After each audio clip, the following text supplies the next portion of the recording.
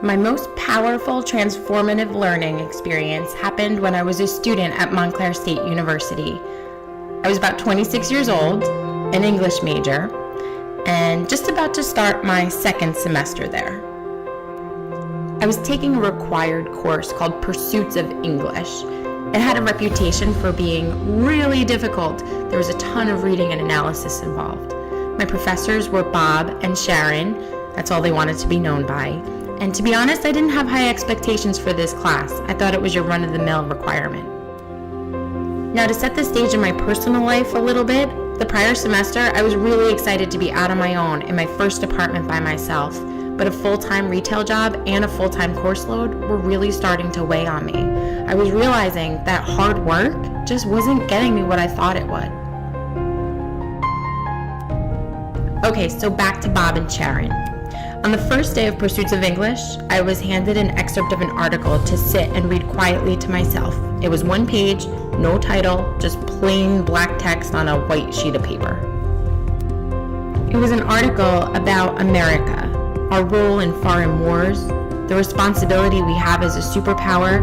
It acknowledged mistakes we made in foreign affairs and questioned if we were really aware of what our government was doing in our names. It made sense. It was a cohesive argument, and I could see where the author was coming from. Bob and Sharon asked us for our thoughts. I had points I agreed with and disagreed with, and I listened and nodded along as many of my classmates shared how this does make sense. We need to be more careful with our power and more aware of what our government is doing. We were on the same page as the author, even if we didn't completely agree. And then it hit us like that figurative ton of bricks. Sharon dropped it in conversation as if we had known all along. She said, "I think what Osama bin Laden was getting at here," and that was all that I heard. I couldn't possibly have just seen eye to eye with a madman. We were stunned. We wanted to take everything back. We don't agree anymore. 9/11 had only just happened 2 years prior. People were angry. They wanted to know what this had to do with English. People threatened to go to the dean. And Bob and Sharon let us go through those emotions.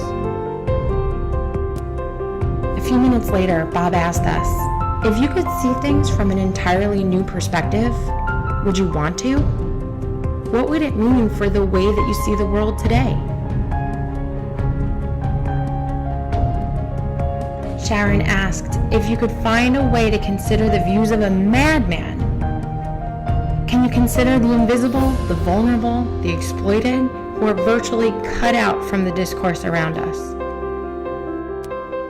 I went back to my apartment where I had no food in the refrigerator and I didn't even have enough toll money to be able to get to work. And I started to realize this isn't making any sense.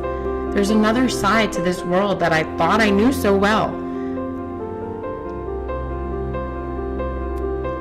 That semester, I read and I wrote a lot about these systems that make things the way they are around us. How did I not see them before? I started to feel really trapped. I was questioning what freedom even meant in America.